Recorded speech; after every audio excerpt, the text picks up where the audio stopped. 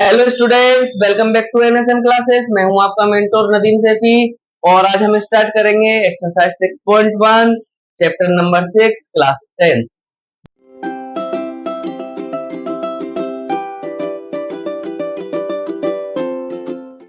यहाँ पर हमारे पास चैप्टर का नाम है triangle. Triangle is a important chapter of class 10।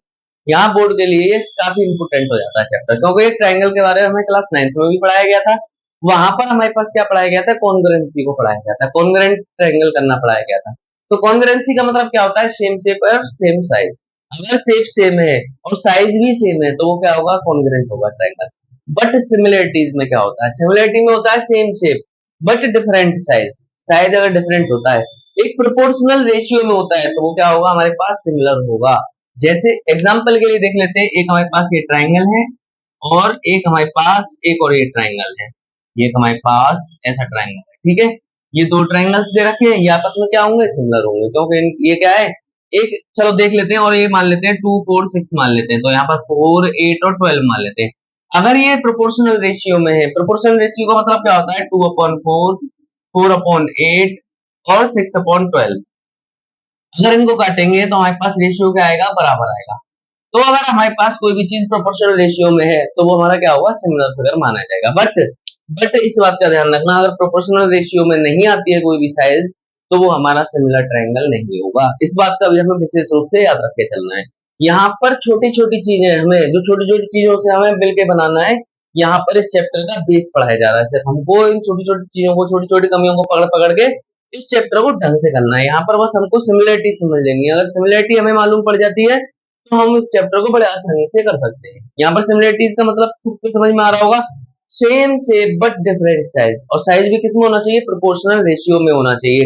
ऐसा नहीं है कि अगर ये रेशियो में नहीं है तो वो प्रोपोर्शनल, मतलब वो हमारे पास क्या होगा? सिमिलर होगा।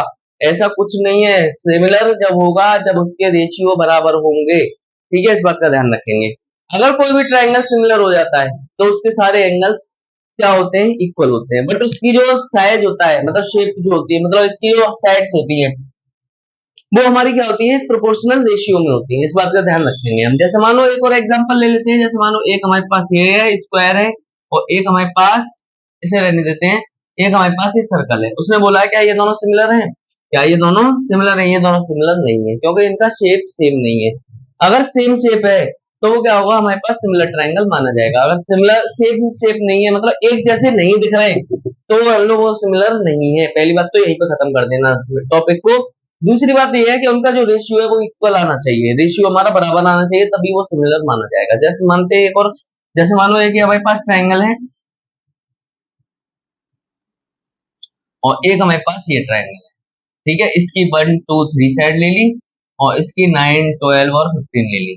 अब इनका जब हम रेशियो देखेंगे तो इनका रेशियो क्या आएगा? अनइक्वल आएगा। और जब अनइक्वल रेशियो आएगा तो ये क्या माने जाएंगे? ये सिमिलर नहीं माने जाएंगे, क्योंकि उनकी प्रोपोर्शनल साइड क्या होनी चाहिए? इक्वल होनी चाहिए। आई होप तुम्हें ट्रायंगल की सिमिलरिटीज के बारे में बिल्कुल पूरा आइडिया हो गया होगा। मेन चीज बस हमको इतना समझना है कि सेम शेप होनी चाहिए और डिफरेंट साइज होना चाहिए। साइज अगर हमारा डिफरेंट है, प्रोपोर्शनल रेशियो में साइज है, तो वो हमारे पास क्या होगा? सिमिलर ट्रायंगल कहलाएगा। तो अब करते हैं हम अपनी एक्सरसाइज 6.1 को। वहां पर भी हमारे पास क्या है? छोटे छोटे टॉपिकों से मिलकर हमारे पास क्या बनाया गया है? यहाँ से बेसिक को पढ़ाया गया है, मतलब बेसिक चीजों को बताया गया है, क्या होता है, कैसे सिमिलर होता है, कोई भी ट्रायंगल क्या होता है, मतलब सारी चीजें हमें यहाँ पर बताई गई हैं। जब हम 6.1 को पढ़ेंगे तो हमें सारी चीजें बिल्कुल क्लियर क्लियर समझ में आने लगेंगी। मैं यहाँ पर क्वेश्चन रीड करूंगा और उस क्वेश्चन को यहाँ पर तो मैं समझाऊंगा। तो आप यहाँ पर समझाने के बाद तब हम उसका आंसर लिखेंगे, क्या आंसर सही है या नहीं है। तो देखो हम करते हैं अपनी 6.1 एक्सरसाइज को। यहाँ पर फिल इन द ब्लैंक्स है। पहले क्वेश्चन में फिल इन द ब्लैंक्स का मतलब क्या है? यहाँ पर सिर्फ बेसिक दिया गया है। अब बेसिक के बारे में देखो क्या दे रखा है। पहला क्वेश्चन पढ़ते हैं, पहले का पहला पार्ट। पहले का पहला पार्ट देखो हमारे पास क्या है? क्वेश्चन नंबर पहले का पहला पार्ट। उसने क्या कहा है कि ऑल ट्रायंगल्स आर डैश, मतलब सारे के सारे ट्रायंगल्स हमारे कॉन्ग्रुएंट होते हैं या फिर सिमिलर होते हैं। अब एक बात बताओ, अगर मानो एक सर्कल उसने ऐसा दे दिया, एक सर्कल हमें कैसा दे दिया? ऐसा दे दिया। एक सर्कल हमको ऐसा दे दिया, एक हमको ऐसा दे दिया और बड़ा सा, तो ये ट्रायंगल क्या कॉन्ग्रुएंट हो सकते हैं कभी? क्या ये कॉन्ग्रुएंसी हो सकती है? नहीं हो सकती। क्यों? कॉन्ग्रुएंसी का क्या रूल था? Same shape and same size. तो जो सेम साइज नहीं है, यहाँ पर साइज क्या हो रहा है? इंक्रीज हो रहा है, बार बार हमारा बढ़ रहा है। तो ये ट्राइंगल्स क्या वो सॉरी ये सर्कल्स क्या माने जाएंगे, सिमिलर माने जाएंगे। इसमें कौन सा ऑप्शन आएगा हमारे पास, सिमिलर आएगा, क्योंकि हमारी सिमिलर फिगर का मतलब क्या होता है, सिमिलर का मतलब होता है same shape and but different size. Size different है, नो नो मैटर, मैटर नहीं करता है, बट शेप सेम होनी चाहिए, एक जैसे दिखने चाहिए। ठीक है, तो पहला क्वेश्चन हमारे पास हो गया है बिल्कुल आसानी से। ऐसे हम सेकंड क्वेश्चन को करेंगे।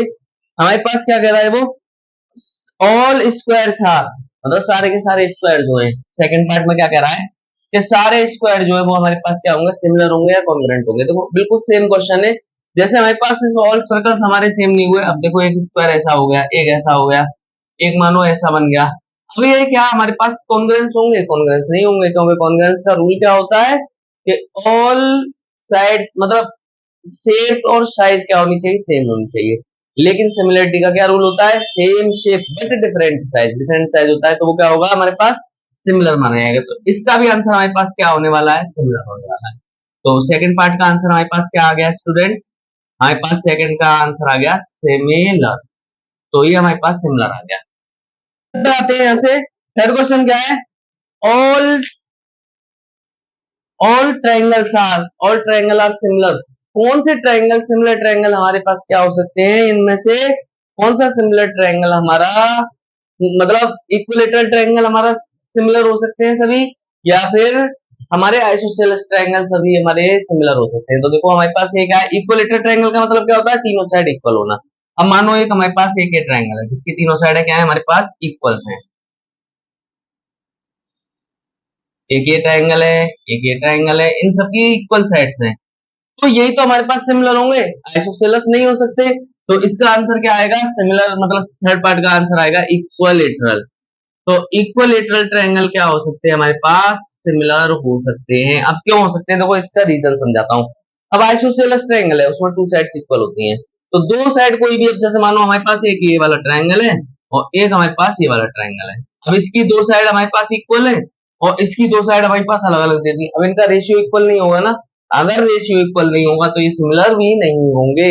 लेकिन आइसोसेलेस इक्विलेटरल ट्रायंगल का मतलब क्या है कि अगर इसकी हमारे पास क्या होगा, अगर मानो ये 1 1 के हैं, ये 2 2 के होंगे, ये 3 3 के होंगे, मतलब इनका रेशियो क्या होगा, इक्वली डिवाइड होगा, मतलब प्रोपोर्शनल रेशियो में आएंगे। तो हमारे पास इसका आंसर क्या रहेगा, इक्विलेटरल ट्रायंगल हमारे पास इसमें आंसर रहेगा। तो all equilateral triangles are similar, तो हम क्या लिखेंगे इसमें, all equilateral triangles are similar. ठीक है, इसके बाद वो फोर्थ पार्ट करते हैं, इसका फोर्थ पार्ट क्या कह रहा है हमसे, उसके बारे में समझ लेते हैं बड़े अच्छे से। फोर्थ पार्ट क्या है हमारे पास, फोर्थ पार्ट है हमारे पास, उसने कहा है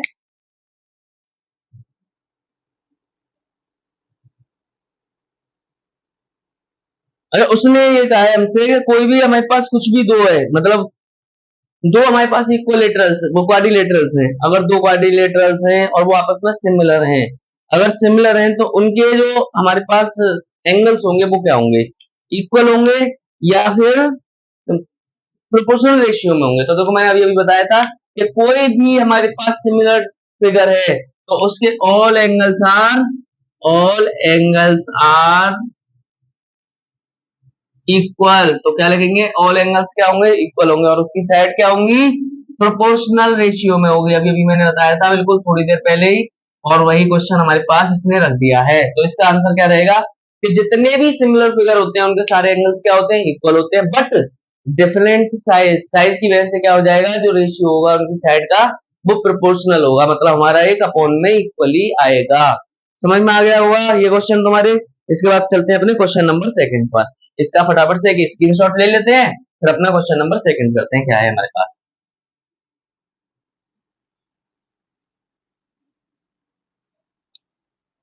क्वेश्चन नंबर सेकंड है हमारे पास,